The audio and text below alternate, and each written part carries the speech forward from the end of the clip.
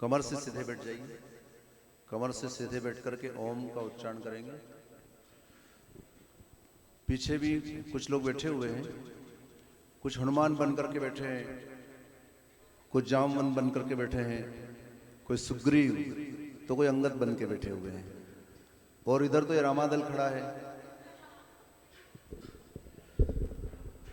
थोड़ी देर के लिए कमर सीधी करके ओम का उच्चारण कीजिए।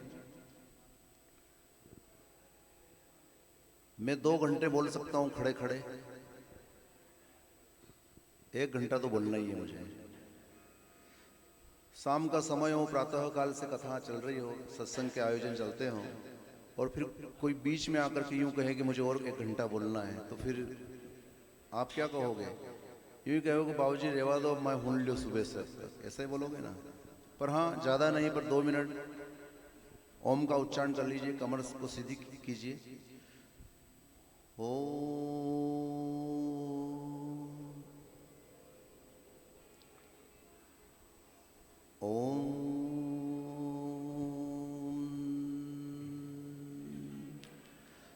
कुछ लोग ऐसे बैठे हैं जैसे उनको जबरदस्ती बिठाया गया हो, उनकी इच्छा हो रही कि जल्दी करो, आरती करो, प्रसाद बांटो, है ना। सॉफ्टली मत बैठो, अच्छे से बैठो, और बैठ करके ओम के उच्चारण के साथ में कुछ अनुसंधान करो, कुछ विचार करो, और विचार ये करो कि कब से कथा चल रही है और आज समापन की ओर हम अग्रसर हैं। और उसके साथ यूं भी कह सकते हैं कि बहुत गई थोड़ी रही, है ना, नारायण अब चेत, और काल चिड़ियां चुग रही, निसी दिन आयु खेत। आयुर यज्ञेन कल्पंताम, हम इस आयु को यज्ञमय बनाएं। चलते फिरते, उठते जागते सोते हम अपनी आयु से यज्ञ कर सकते हैं। या यूं भी कहा जा सकता है कि श्वास श्वास में हरि जपे, वृथा श्वास नहीं खोए। कुछ लोगों का ध्यान इधर है, कुछ का उधर है। मुझे भी टाइम नहीं है, मुझे भी एक ट्रेन पकड़ना, बॉम्बे जाना है, 6 बजे निकलना है। ओम का उच्चारण कर लीजिए 3 बार बड़े प्रेम के साथ। फिर मैं भी कुछ चर्चा आपसे करता हूं। हरि ओम, हरि ओम।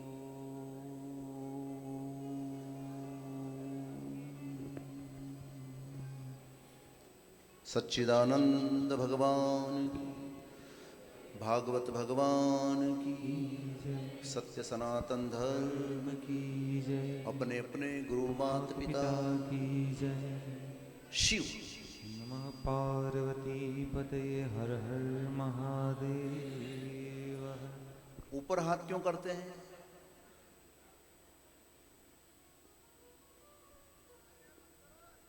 वो भी आपको अगले वर्ष की कथा में हम बताएंगे, अभी नहीं बताएंगे। कोई न कोई बाकी रहना चाहिए। मैं इस बालोदा नगर की इस पुण्य धारा को प्रणाम करते हुए, यहाँ की संस्कृति को, यहाँ की परंपराओं को प्रणाम करते हुए, और श्री रामी गुजराती माली समाज के इस दिव्य प्रांगण में, इस धर्मशाला में हम सब सम्मिलित हुए हैं श्रीमद् भागवत ज्ञान यज्ञ के माध्यम से। कई वर्षों बाद ऐसे रूबरू होने का सौभाग्य प्राप्त हुआ है। मैं यहाँ की संस्कृति से और यहाँ की परंपराओं से जुड़ा हुआ हूँ। जो बच्चे थे आज युवा हैं, और जो युवा थे उस समय, उनको भी मैं युवा कह सकता हूँ। लेकिन सभी चेहरे पहचाने हुए हैं। एक एक व्यक्ति के चेहरे के ऊपर तेजस्विता झलकती है। यहाँ के लोगों की वाणी में मिठास है। संतों के प्रति, ब्राह्मणों के प्रति बहुत आस्थावान ये पूरा नगर, और श्री रामी गुजराती माली समाज की तो क्या कहें, ये बहुत अच्छा समाज है। और इस समाज में कई प्रकार की ऐसी आचार संहिताएं होती है आपके माली समाज की, उसके तत्वाधान में रह करके देखो आज बिल्डिंग बन गई है, चारों तरफ से देख रहे हैं कि बहुत बड़ा विशाल, ये हमारी विरासत बन गई है माली समाज की। इसके लिए आप सभी को साधुवाद। लेकिन एक बात जरूर कह सकता हूं मैं कि ये मैं छोड़ के गया था वैसा का वैसा ही है।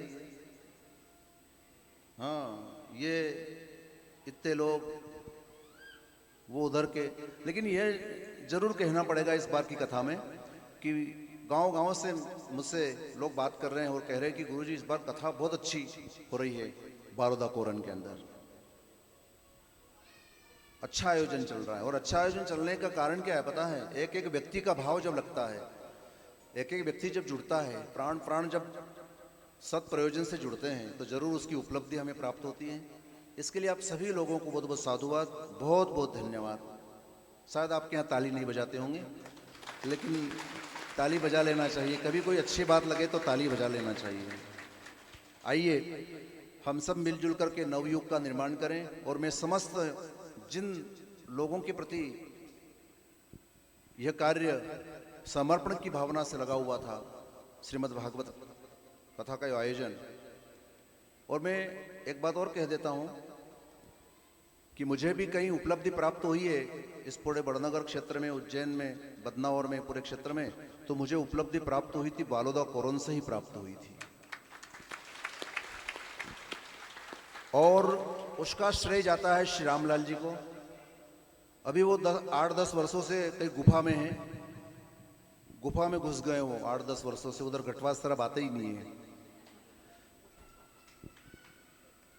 अभी अभी दिखे थे थोड़ी देर पहले, राम राम शाम शाम हुई। उनकी टीम भी, मुझे कुछ कार्यकर्ता, अशोक जी नहीं दिख रहे हैं।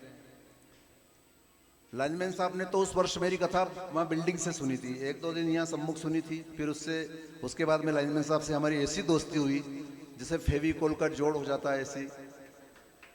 आज मैं इस नगर के समस्त लाइनमैन लोगों को याद करना चाहता हूँ। लाइनमैन का अर्थ क्या होता है पता है? लाइन, मैंने बहुत सी बार कहा है, जो लाइनमैन होते हैं, या लाइनमैन की तादाद कह सकते हैं, संख्या ज़्यादा है।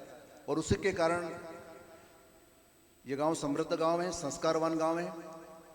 और यहाँ पर चरित्र तथा सेवा भावना के कार्यों से इस गांव की पहचान होती है। मैं इस मंच के माध्यम से हमारे आसाराम जी लाइनमैन साहब को भी याद करना चाहता हूँ। अब ताली बज रही है, लेकिन फुल्ला बज रहे हैं, फुल्ला पड़ते नहीं अपने, फुल्ला ऐसे ऐसी ताली बज रही है। मैं आसाराम जी लाइनमैन साहब को इसलिए याद करना चाहूंगा क्योंकि 2012 में हमारे यहाँ यज्ञ हुआ था, और वो भी आपाधापी का समय था, बड़ा संकट का समय था उस समय। कहीं फसलें जल रही तो कहीं लोगों के पास पैसा नहीं है, अभाव। और हमने बहुत बड़ा काम उठा लिया था। कम से कम उस समय 2 से 3 करोड़ का कार्य हमने किया है। और बालोदा करण से उस समय पहली किस्त में 2.5 लाख का सहयोग हमें प्राप्त हुआ था। दूसरी बैठक में हमारे आसाराम जी लाइनमैन साहब आए और वहां आकर के थोड़ी अव्यवस्था देखी उन्होंने।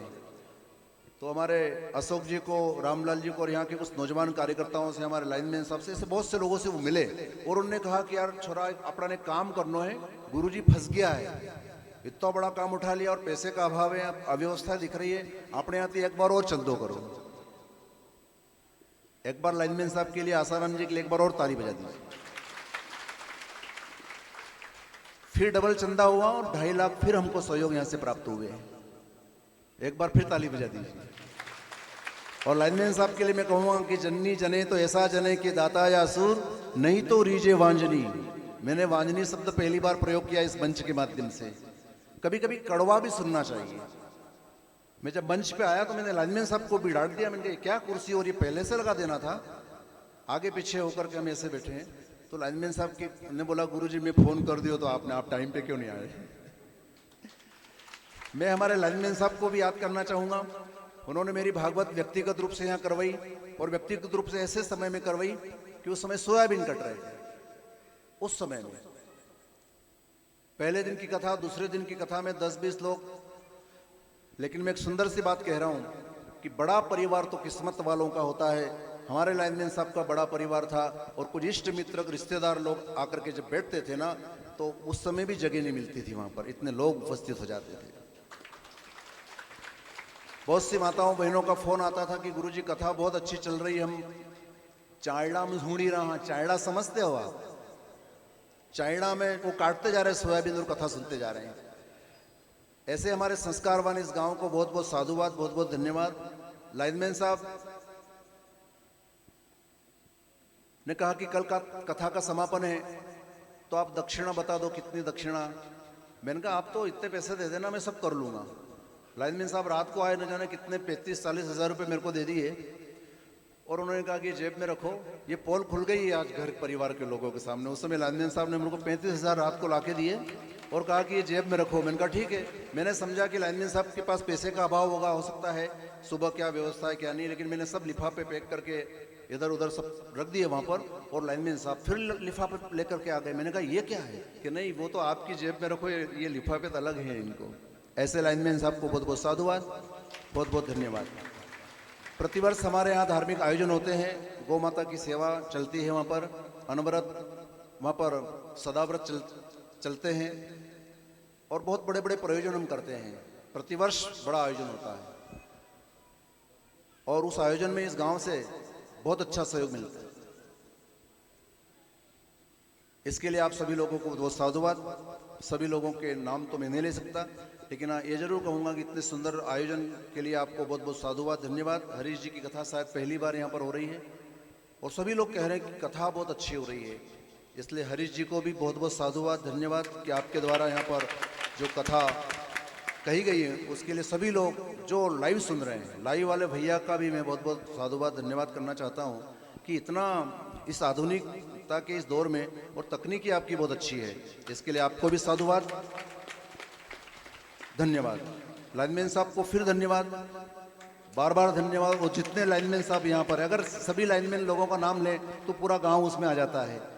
माताओं बहनों को बहुत बहुत साधुवाद, धन्यवाद। आप सभी लोगों ने इतने दिन तक कथा सुन करके इसमें आकर के अपनी उपस्थिति दर्ज कराई है, इसके लिए आपको बहुत बहुत धन्यवाद, साधुवाद। ओम।